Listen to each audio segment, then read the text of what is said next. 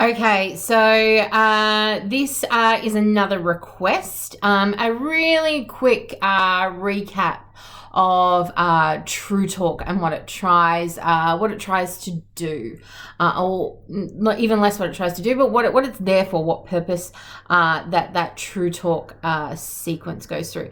So I've been talking about tropes. So even in the opening scene and in the TruTalk scene, we see Peter Weir using the tropes of documentary filmmaking, that kind of interview style, that insider view into the world of television production. And so TruTalk takes us behind the scenes. And I talked in previous videos about how we spend a long time positioned as a viewer, and then there is a shift. And I think it's once we get to the bridge scene and then the reunification scene, which is then also followed by the TruTalk. So those three super important scenes that come together in a row, they are the ones that kind of break that layer down. This is where we get to the heart of the meta cinematic elements of Peter Weir's film. We get to the real heart of the satire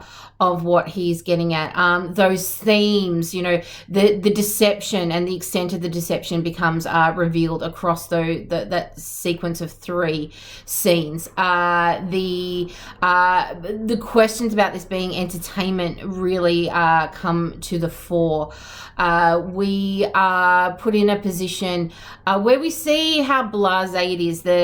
We then start getting those crosscuts to the world that are experiencing both the show, the Truman Show, but also the show within a show within a show of TruTalk. So we've got these multiple meta cinematic layers there. And, Weir is really interested in that meta cinema. He even came out and said, don't forget that these are real life people, or actors, who are real life people, playing actors who play real life people, playing actors who play real life people. And so there is those multiple dimensions. And of course we have the show within a show within Truman Show, but now we also have the show within the show within the show with TruTalk.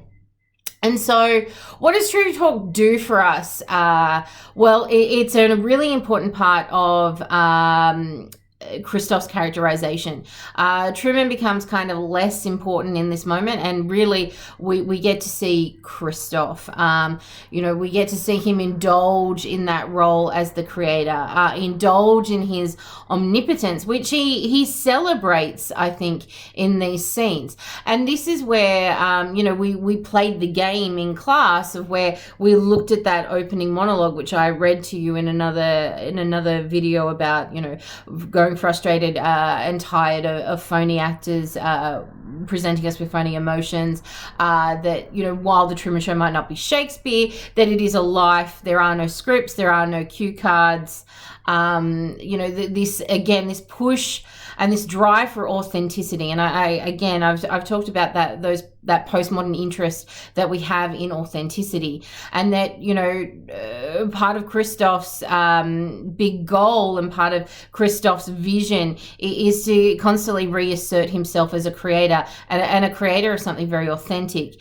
And TruTalk, if the other scenes didn't do it, TruTalk really has that role in deconstructing that. He shows us, and what Peter Weir is trying to show us through the characterization of Christoph and what he says, his dialogue in these particular sequences, is that the experience is utterly inauthentic, both in terms of Truman having an authentic experience of life, but also Truman and the Truman Show as an authentic experience of human life, that too is fraudulent. And of course, the crosscuts, though, show us that while we might be acknowledging that lack of authenticity, while we are questioning the credibility of the Truman Show, what it does, well, we are questioning certainly the ethics of it, that nobody else is. And again, I can't reinforce enough the importance of the cross-cutting that happens once we reach this point in the film. And those cross-cuts also, again, create a barrier. They separate us from the audience. We're having the realizations that they probably should be having, but very much aren't having, and that is the problem. This is a world that has stopped critically thinking. They've been told that they're getting an authentic experience of human life, and they believe that that's what they're getting, and they buy into that fallacy of truth, hook, line, and sinker, and aren't seeing the reality. They're watching something that they presume is truth, but they're not seeing the reality of it. And of course, this is what the meta-cinematic layers do, is that they give us that vastly greater insight into the world. We see the elements of production that go into that reunification scene.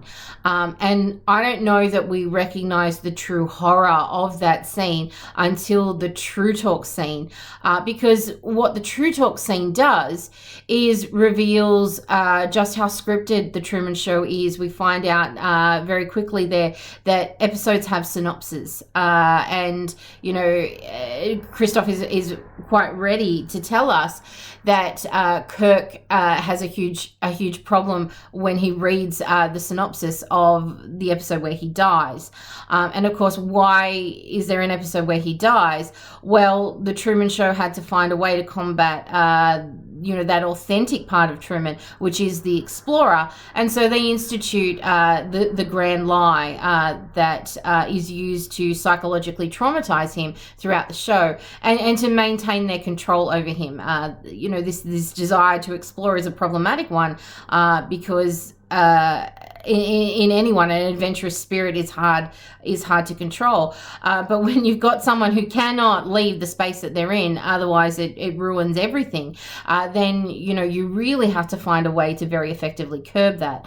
And the very effective way of curbing that is Truman. And this isn't Truman as an adult that's psychologically traumatized. This is Truman as a young boy who is led to believe that his own actions resulted in the tragic death of his father. And if you're not recognizing how cruel and how Machiavellian that is, then I strongly suggest you start recognizing it now. It's hugely problematic, and it's hugely cruel to have that happen. And TruTalk, it's Mike Michelson's very blasé responses, his celebratory way that he treats Christoph. If you were wondering, well, who is letting Christoph have this godlike complex, well then it's people like Mike Michelson. He's elevated him to that status, and he's the one that names him as a televisionary. He is the one who acknowledges his genius in front of, again, adoring crowds or adoring viewers who are watching this greater insight into the show. And let's not forget that all the time that this is happening, we always have that lovely meta-cinematic next level with the box with Truman in it. And that was my attempt at drawing a diagram with an invisible pen. Let's just acknowledge that wasn't efficacious. So going back to this and going a step further. So this is where Christoph, through the words that he says, and if you have time tonight to just rewatch that scene and grab some of those quotes, this is probably your last opportunity to do that before the assessment task, is just look at, he talks about writing Kirk back into the show. And, he borrows from those soap opera tropes. It is not uncommon. My mum was a huge fan of daytime soap operas. So I remember watching bits and pieces when I was on school holidays, and a character would be lost at sea if they had to go away and have a baby, or if they decided to leave the show. It was often a really easy way to get rid of them, but it's very common in soap operas for people to come back, and how do you explain that? Oh well, they were cast on a desert island and had amnesia, or they'd been kidnapped and kept in a basement, or a character mysteriously comes back from the dead. It's a a really common soap opera trope. And Christoph uses that, and he employs that to explain Kirk and to explain why Kirk is going to be written back in. And of course, part of their reasoning for that is they're starting to lose control of Truman, and they need to reiterate that. And if you look at yes, of course, Christoph's commentary. But if you look at Mike Michelson's commentary and the applause that he gives Christoph in those moments where Christoph is saying, well, this is what I'm doing here, and this is what I maneuvered, and, admitting to instilling that psychological trauma, and admitting to writing people back into the show, admitting that his goal is to prostitute Meryl and have the first on-air conception. He wants that. He wants to create human life on screen. He believes that he's created the authentic experience of watching someone live their life, and now he wants to actually create life on screen. This idea that he has no qualms and he asks no questions about what he is trying to do. He has this goal, and it is playing God. And then everyone around him is elevating him to that status and allowing him to have that power. And of course, not just giving him that power, but allowing him to abuse it, and to abuse power in order to deceive, in order to entertain. And these are hugely problematic issues, and they're so overdone and overblown, of course, because this is a satire, and what you're meant to walk away with is a questioning of your interest in entertainment. And that's of course enabled here by those crosscuts to the real world, which show us very problematically, not show us, but they show audience members very problematically embracing this. And again, we see people in the mise-en-scène. This is where there is that acknowledgement that everything in the show is for sale. There are catalogs where you can buy the costumes, you can buy the literal mise-en-scène of the set and create the Truman kitchen at home, and you can breakfast in that space. If that's not obsession, I don't know what is. I am a film and television movie lover, and yes, I have a little bit of memorabilia in my house. I can see it as I look around, but that's quite different from me going, oh well, my favorite film is the Darjeeling Limited, so I'm going to buy the train carriage that was used in that film and live in it. That's very different to buying a film still, which I have framed on a wall. So, we get an insight into the obsession, and of course that obsession launches out to one of our other really big themes, which is of course consumerism. The way that people consume entertainment in this world is certainly something that is up for debate, and it certainly is the object of Weir's satire. And then there's another layer. There's not just the way they consume entertainment, it's the way they consume the byproducts of entertainment, including the Truman mise-en-scène, including the Meryl doll, including the costumes, the outfits.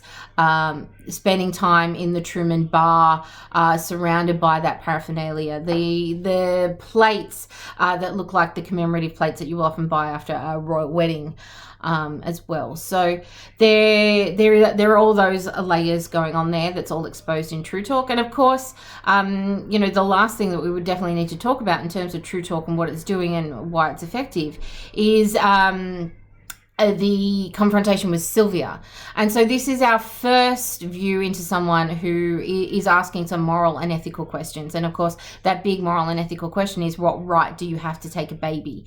And Christoph is quite ready to walk back from that. Mike Michelson is quite ready to protect him and end the call. But of course, Christoph, in all his arrogance, proceeds to answer her back. And I think he thinks he's done a really good job. And this is where he says things like, I've given Truman the opportunity for a normal life. And we're forced to step back and go, whoa, no, you haven't. Nothing about Truman's life is normal. In fact, instilling someone with a psychological trauma so you can control them is not an object of normal life. That is psychopathic. Putting him in a replica world that's so set in a distant past that never exist is not a normal thing to do. And you can't argue that, you know, you've created the way the world should be when it's a mythical past. You know, you are enjoying a moment and celebrating a moment with your viewers of a reunification with a father that Truman never had. So, you know, in terms of what TruTalk does, it really does answer those questions and expose the flaws in this world. Good luck.